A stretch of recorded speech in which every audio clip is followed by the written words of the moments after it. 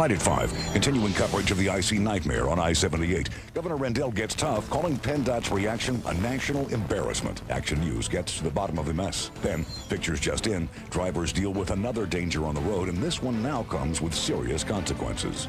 Plus, hospital hardships. One is laying off hundreds, and another is closing its maternity ward. We're live with the details. And the local florist so good, the Oscars are shipping him out. See why he's so sought after tonight on Action News at 5. I'm Monica Melpass. Up next on Action News, the governor blasts PennDOT for the mess on I-78. Hear his stinging words, plus get the latest on the cleanup. Then hot coffee bandits. Police say robbers are using the scalding beverage to steal cash. And the startling omission in Anna Nicole Smith's will next on Action News. This is a very serious problem. 40 orders of Viagra, a trip to the doctor, more than $100,000 in hospital fees. What do they all have in common? Total strangers tapping into your medical records and leaving you with the bill. Tonight at 11. Hello, I'm Rick Williams along with Monica Malpass. Up next on Action News at 5, Governor Ed Rendell has some harsh words about the I-78 highway nightmare and the state's slow response. This damage wasn't caused by a crash, it was ice, and hear from the woman who was behind the wheel at the time. An Action News exclusive. Police are searching for the bandits who are using hot coffee as a weapon, and they have struck more than a dozen times. Plus, Diamond Jim is back home in Delaware after a Westminster win. Meet the prize pooch who won Best in Show. We'll have those stories and much more coming your way next on Action News at 5. Action News HD, the first to go high def.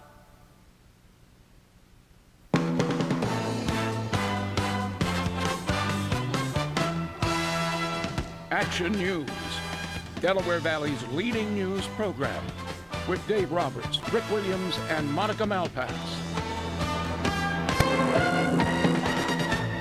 Day 3, and plows were still trying to clear parts of I-78. Meantime, Governor Ed Rendell called the situation unacceptable. Everyone involved in the state response was a state employee, and therefore, I am to blame.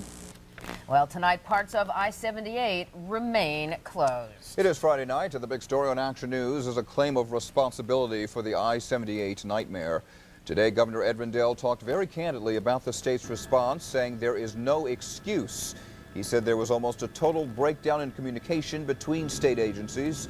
The governor has launched a full-scale investigation into what went wrong, and that includes why all ramps along I-78 were not shut down and why it took so long for snowplows to get out on the roads. Why we didn't get out there and do plowing and salting Wednesday morning when there was a fairly light traffic and there was a good opportunity to get this done. Action News reporter John Rollins is live in Crumpsville, Berks County tonight with the latest on the road status. John. Hi, Rick. Well, the governor's tough rhetoric today is already having an impact on getting information out of PennDOT. A routine question as to when did PennDOT first contact emergency agencies Wednesday brought in effect a no comment out of PennDOT's headquarters in Harrisburg. We were told that would be part of the governor's special investigation. PennDOT says it now has between 26 to 40 people using heavy equipment and ice melting chemicals try to reclaim the closed portions of I-78. But it still can't say when the road will be reopened. Portions of I-78, 80 and 81 remain closed, leaving long-distance truckers frustrated. While the long lines of stranded trucks and cars have finally been cleared, many, from the governor on down, want to know why all this happened. Truckers say there was great confusion. 15 hours into the gridlock, ramps to I-78 remained open to oncoming traffic. Others said it seemed as if PennDOT may have waited too long to begin plowing. PennDOT maintains radar data shows the impacted area was blitzed by a unique blast of ice, which caused semis to bog down. As we said there, part of the confusion, certainly on Wednesday and Thursday, was that officials did not physically close off some of the on-ramps. If you look behind me now, that has changed where I'm here. If you look there is a sheriff's car back there to dissuade anyone from trying to get on to I-78 at this point in time. So finally, you cannot get on, even if you wanted to try to get on. Live in Berks County, John Rollins, Channel 6, Action News. All right, thank you, John. Well, PennDOT has set up a special hotline for folks with questions about highway road closures. But when Action News called it late this morning, we sat on that line for a half hour. Well, we waited and waited, finally gave up and contacted PennDOT. The spokesperson said there was an overwhelming response to the line, so more lines and operators were added. PennDOT has also added road information to the on-hold recording. If you want to call the hotline yourself, the number's on your screen. It's 1-800-VISIT-PA.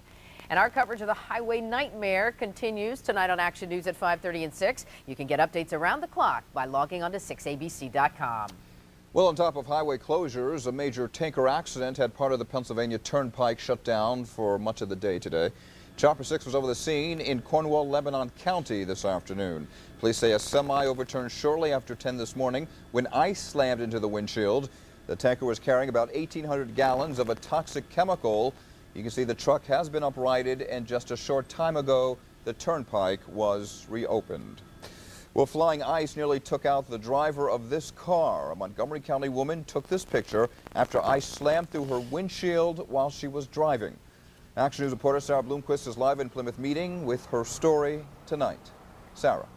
Well, Rick, we've been standing here along the Pennsylvania Turnpike in Plymouth Meeting and watching as huge chunks of ice come flying off of some of these tractor trailers and the cars. In fact, it happened a second ago. You may still be able to see some of the ice chunks there in the roadway. This Montgomery County woman we spoke with today was driving along the turnpike yesterday afternoon when a big block of ice came toward her. She said today she was amazed that she was able to stand before us and tell her story. She was behind the wheel of her SUV when a huge chunk of ice came flying toward her. The windshield flew into the back seat, taking the rear view mirror and Janine's sunglasses with it.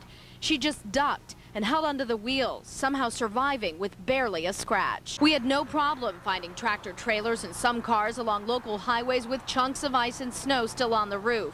If it blows off and causes injury or death, a new Pennsylvania law carries penalties anywhere from $200 to $1,000. Our Action News photographer was behind the wheel of his own SUV this afternoon when a chunk of ice came flying his way. The ice struck the front of my vehicle, and then half of the ice chunk came up and smashed into the windshield and cracked the windshield. And it was really pretty scary. Very scary, and yet so preventable. And in fact, local transportation agencies have been contacting Action News, telling us they're getting dozens upon dozens of reports of damage, especially since Wednesday's storm. Now, here's the deal. It is up to you, no matter what the size of your vehicle, even if it's a tractor trailer, we were told by PennDOT, you have to get up there and clear away the ice and snow so something terrible doesn't happen. Live in Plymouth Meeting, I'm Sarah Bloomquist, Channel 6 Action News. All right, thank you, Sarah. Well, 23-year-old Garrett Reed, the eldest son of Eagles head coach Andy Reid, is free on bail tonight. The action cam was there when he walked out of the Plymouth Meeting Police Department today. Garrett is charged with assault, drug possession, and driving under the influence for this crash last month. Garrett admitted using heroin the day of the crash. Reed's attorney says he has entered rehab and that his father visited him there last week. After turning himself in, he was booked, arraigned, and then posted $25,000 bail. He was released with his driver's license. David Henry was there for all of today's developments. He will have a live report for you on Action News tonight at 6.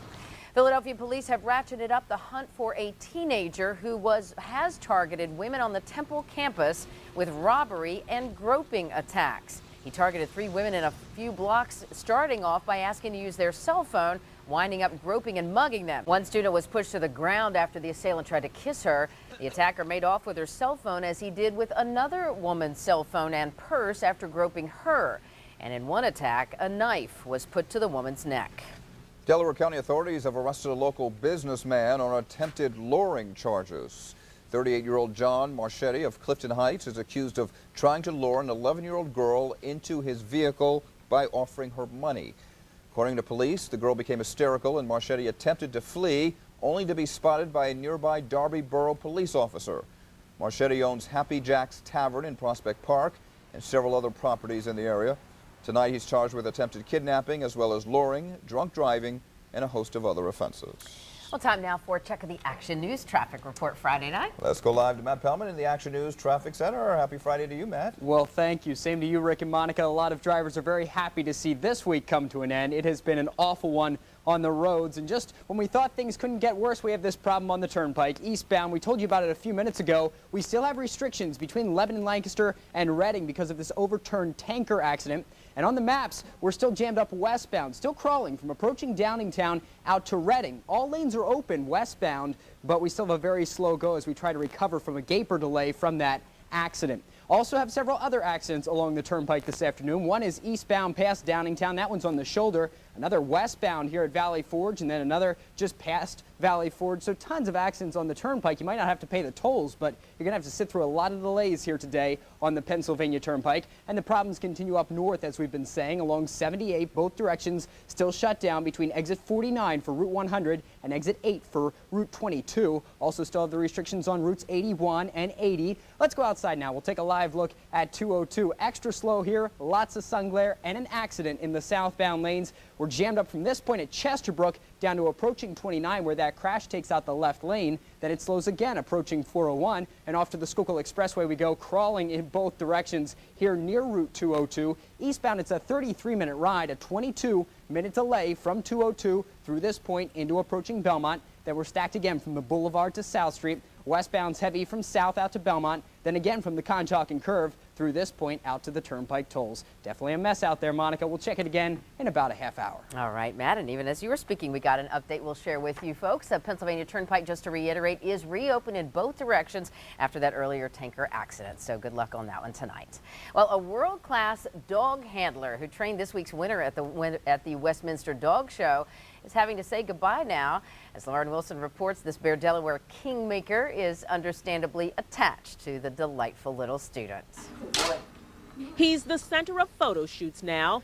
You'll see his picture next week in Sports Illustrated magazine. He is champion Felicity Diamond Jim, the English Springer Spaniel named Best in Show at the Westminster Kennel Club competition on Tuesday. Ellie Fitzgerald of Bear Delaware is Diamond Jim's handler. That's her in the ring with the dog who beat out more than 2,600 others, including this one, co-owned by entertainer Bill Cosby. It was a rock star moment, all right, for Fitzgerald and Diamond Jim. Commonly called James around Fitzgerald's house, this 6-year-old top dog will spend the rest of his days with his owners in Virginia, where he will continue being a therapy dog and, well, a highly sought-after stud muffin. Now, Diamond Jim has lived here in the Diamond State for the last 2 years with his handler. Next week, he'll be headed back home to live with his owners. And saying goodbye, doggone it, is going to be tough. In Bear, I'm Lauren Wilson, Channel 6 Action News. That's a rough life. All right, much more still to come on Action, Action News Friday night. Searching for the source of the salmonella outbreak in peanut butter, Anita Brickman has the symptoms you should be watching out for. Dave, good evening. Well, good evening. Another very cold, windy day. We're looking for relief from the wind and from the cold. Will we find it over the weekend? We've got the AccuWeather answer. Monica? All right, Dave. Also ahead tonight, police try to catch a robber who uses hot beverages as a weapon. He's hit 16 times in just 10 days. It's a story you'll only see on Action News, and we are live with details. Also, Anna Nicole Smith's will is released, and there are some very interesting details about who she left her fortune to, and there are new developments tonight in the court fight over her body. Those stories and much more when Action News comes right back. The information you need to save time on the roads. Before you head out, check in with the Action News Traffic Report. Brought to you by Luke Oil. We love cars. The weather can change in an instant, and that's why you turn to AccuWeather. It's the technology, it's the experience. And that's what's going to keep you safe.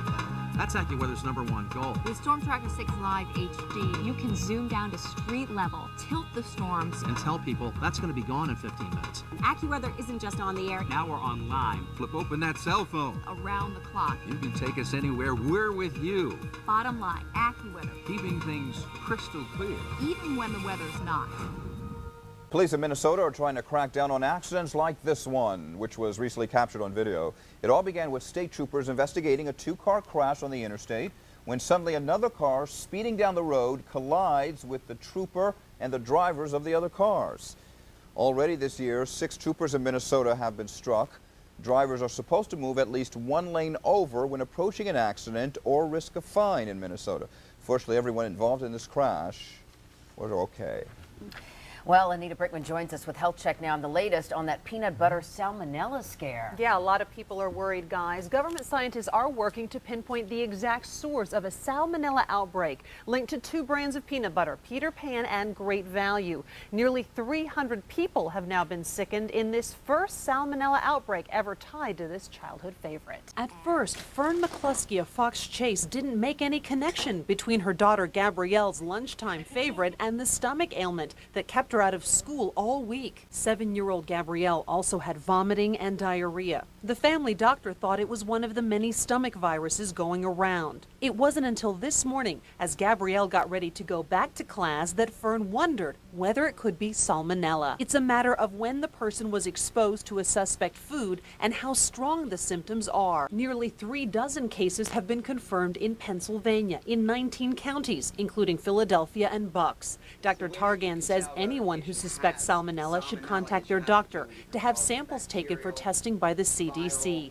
Most of the time, rest and lots of fluids are enough to overcome salmonella poisoning, but not always. Good advice. The CDC does not think the salmonella bacteria was in the peanut butter itself, since it's heated to high germ-killing temperatures when made. So now the investigators are looking at dirty jars or equipment as the possible sources of contamination. Again, this is the first time with peanut butter, so they're trying to figure it out. All right. Thank you. Thank you, Anita. Take a quick break. Be right back with more news and a check of the forecast. Stay with us. Health Check is brought to you by Independence Blue Cross.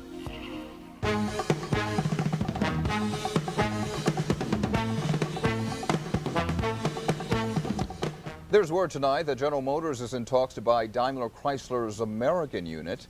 Both companies are declining to talk about those reports tonight. Meantime, earnings at Camden-based Campbell's Soup Company seem to be cooking up pretty good. The company recorded a 12% increase compared to the same time last year. Campbell's recently announced major plans to expand its Camden headquarters. Well, it's a bitter pill to swallow for hundreds of workers at Temple University Hospital. They are being laid off. Temple University Health Systems is cutting 500 positions, hoping to reduce spending by 35 to 40 million. 350 full-time and part-time employees are being let go immediately, and 150 open jobs are being eliminated. Vernon Odom will have a live report on the belt tightening for these workers and for the hospital on Action News at 6 tonight.